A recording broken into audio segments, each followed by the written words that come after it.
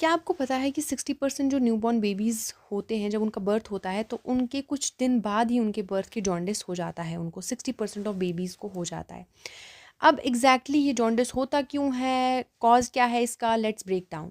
Weather you are a parent, अगर आप parent हैं, नर्सिंग स्टूडेंट हैं, मेडिकल प्रोफेशनल में हैं, तो आपको न्यूनेटल जॉन्डिस की न्यूरल जॉन्डिस होता क्या है, क्यों होता है, कॉजेज़ क्या है, सिम्टम्स क्या है और इसको हम कैसे प्रिवेंट कर सकते हैं, इसके लिए आपको जानकारी इसकी होनी चाहिए। तो इसलिए आज आपको जानकारी मिलेगी causes, symptoms and treatment of neonatal jaundice की। भाई ये न्यूनेटल जॉन्डिस होता कैसे है, क्यों होता है, सिम्टम्स क्या है इसके, अगर आपके बच्चे में न्यूनेटल जॉन्डिस है, अगर उसको जॉन्डिस है तो उसमें क्या सिम्टम्स आएंगे और उसका आप ट्रीटमेंट क्या होगा, फर्दर आप क्या ट्रीटमेंट दे सकते हैं न्यूनेटल जॉन्डिस में, आज हम पढ़ेंगे। जो हमारे पास न्यूबॉर्न बेबीज़ होते हैं उनका जो लिवर होता है, उनको जो लिवर होता है वो फुल्ली डेवलप नहीं होता है, जिसकी वजह से वो अच्छे से बिलिरुबिन को एक्सक्रीट नहीं कर पाते हैं। ये जो बिलिरुबिन होता है ये अच्छे से प्रॉपरली एक्सक्रीट नहीं होता है, तो जिसकी वजह से ये हमारे ब्लड में एक्यूमुलेट हो जाता है। बेबी के ब्लड में जब ये एक्यूमुलेट हो जाता है तो बेबी जो है येलो हो जाता है, बेबी की स्किन येलो हो जाती है, बेबी की आइज़ येलो हो जाती हैं और बेबी का म्यूकस जो है वो येलो हो जाता है। अब आप बोलेंगे कि ये बिलिरुबिन आया कहाँ से? जो बेबी के आरबीसीज होते हैं वो रप्चर हो जाते हैं, ठीक है, वो रप्चर हो जाते हैं और जब वो रप्चर हो जाते हैं तो वो बिलिरुबिन में कन्वर्ट हो जाते हैं। जब वो बिलिरुबिन होता है वो येलो कलर का होता है और यही बिलिरुबिन जब ज़्यादा से ज़्यादा बॉडी में एक्यूमुलेट होगा, ज़्यादा से ज़्यादा आरबीसीज डिस्ट्रॉय होंगे, ज़्यादा से ज़्यादा बिलिरुबिन बनेगा तो बेबी जो है वो येलो होने लगेगा और इसी को हम नियोनेटल जॉन्डिस बोलते हैं। आई होप आपको ये क्लियर है।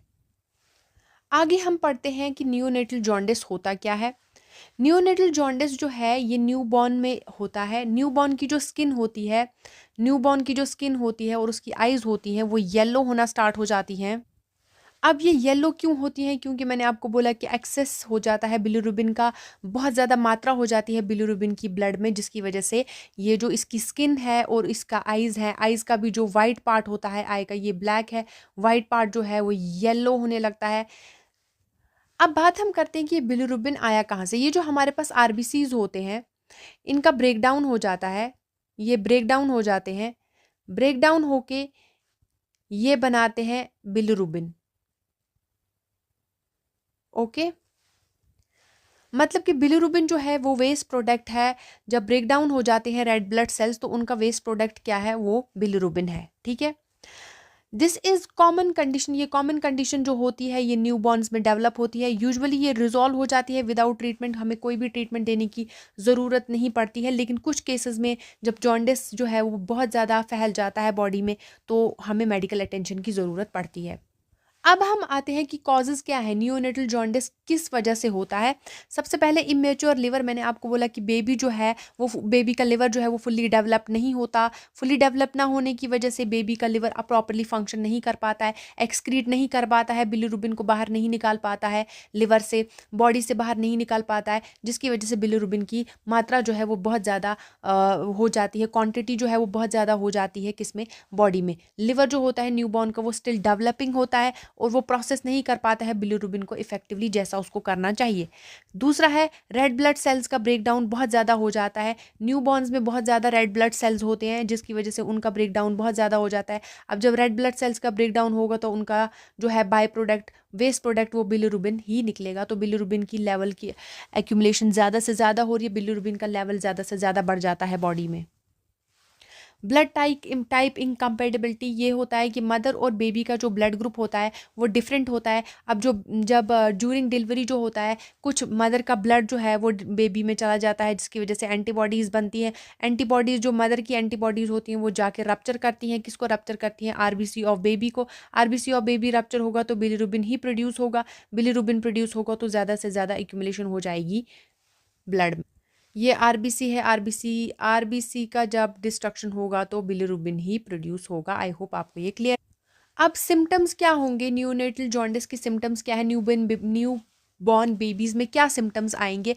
सबसे कॉमन सिम्टम है yellowing of skin. Yellowing of skin मतलब स्किन जो है वो येलो हो जाती है और आइज़ जो है वो येलो हो जाती हैं। अदर साइंस जो है, बेबी जो है बहुत ही ज़्यादा टायर्ड फील करता है, बेबी को बिल्कुल हिम्मत नहीं रहती, वो ब्रेस्ट फीडिंग भी प्रॉपरली नहीं करता है, उसको डिफ़िकल्टी होती है ब्रेस्ट फीडिंग में, और उसका जो यूरिन का कलर है वो येलो होता है और पेल स्टूल्स का कलर जो होता है वो पेल होता है, जो इसकी वजह से इंडिकेट कर रहा है कि लिवर आपका प्रॉपरली फंक्शन नहीं कर रहा है।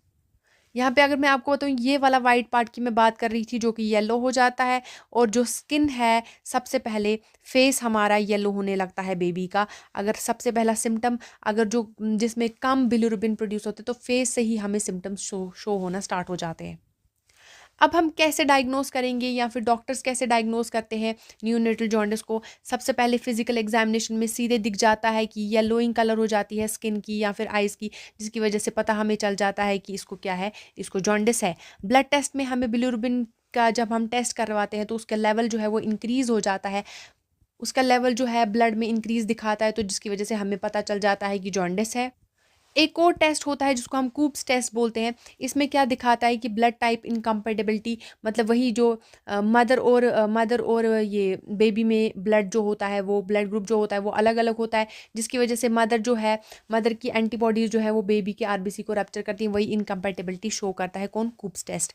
अगर हमें अर्ली डायग्नोस जल्दी से जल्दी पता चल जाए हमें जॉन्डिस का, तो हम प्रिवेंट कर सकते हैं, जो भी फर्दर कॉम्प्लिकेशंस आने वाले होते हैं उनको हम प्रिवेंट कर सकते हैं।